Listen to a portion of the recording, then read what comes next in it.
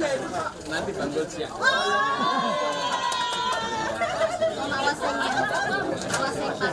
Kasih ya.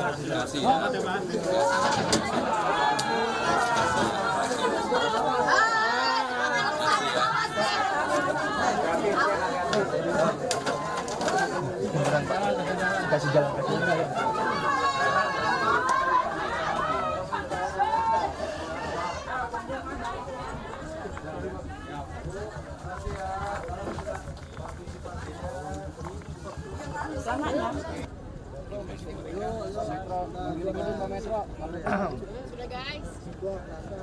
Sudah guys. Ya, saya hari ini didampingin oleh Pak Camat, Pak Lurah, Bu Waude, Pak Charles Honoris mengadakan dan ingin secara langsung melihat apa yang terjadi dengan kebakaran ini. Kalau lihat di lapangan secara umum penanganannya sudah cukup baik ya. Terutama bantuan yang diberikan oleh berbagai pihak dari pemerintah, swasta, CSR dan sebagainya relatif terpenuhi. Hanya memang yang jadi keluhan adalah setelah ini mereka bagaimana dengan tempat tinggalnya. Ini yang hampir semua keluhannya itu. Tapi untuk cek kesehatan dan sebagainya, obat-obatan, kebutuhan utama termasuk anak-anak masih bisa belajar dan sekolah, menurut saya penanganannya sudah cukup baik. Jadi itulah yang perlu dipikirkan nantinya di kemudian hari karena daerah ini termasuk daerah yang kebakarannya sering. Ini mungkin 2-3 kali. Dan penyebab utamanya selalu konsleting listrik atau lagi masak atau menaruh api yang kemudian berkembang kemana-mana.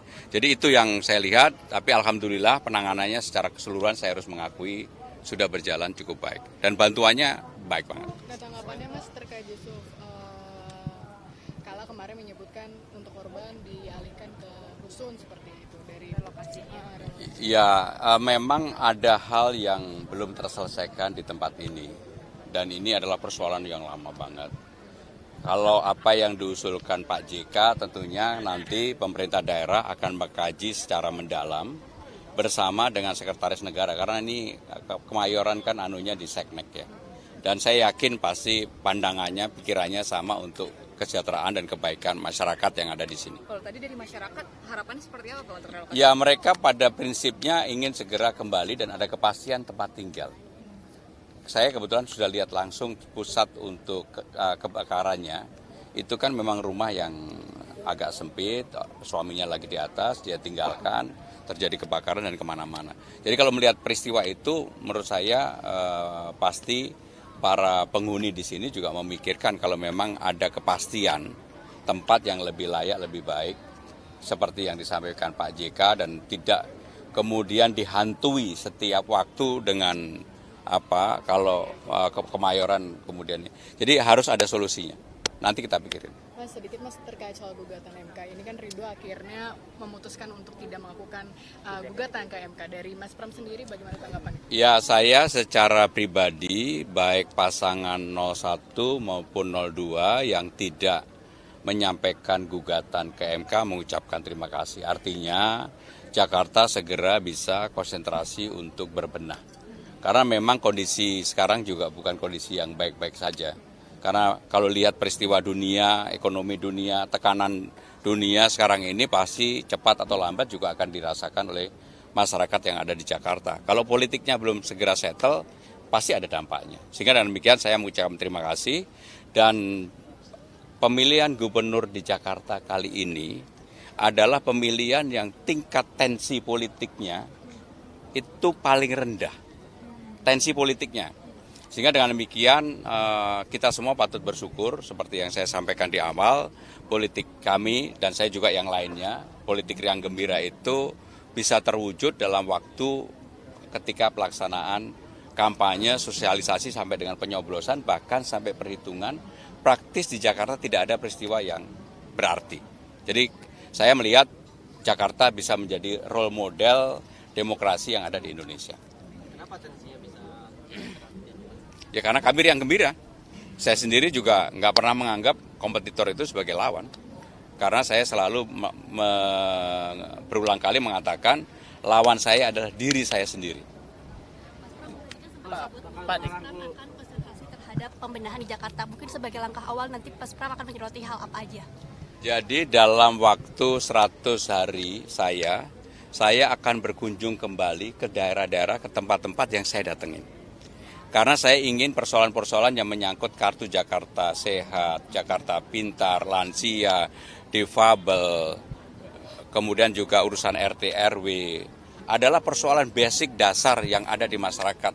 Termasuk begitu banyaknya ijazah yang tertahan, yang saya akan putihkan kalau saya akan jadi gubernur, itu pasti akan saya lakukan. Termasuk persoalan Kampung Bayam, Tanah Merah, akuarium, saya akan datangin di awal. Pak, untuk DKI sendiri sekarang sudah menjadi DKJ, Pak. Apa akan ada strategi khusus untuk menerapkan visi misi ke depannya? Jadi yang namanya gubernur itu juga harus selaras sepaham dengan visi misi yang dilakukan oleh presiden maupun wakil presiden.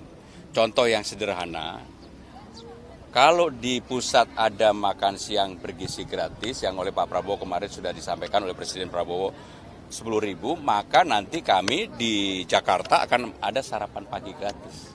Dan saya lihat, kemarin saya pelajari APBD-nya, sudah bisa dianggarkan.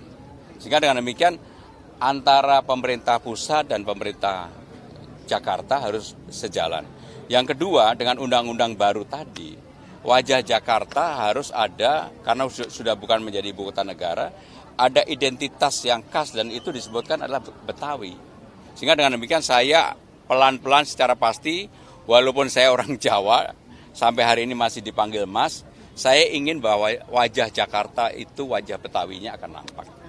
Ya. Nanti ketika sudah jadi bakal rangkul Kang Emil.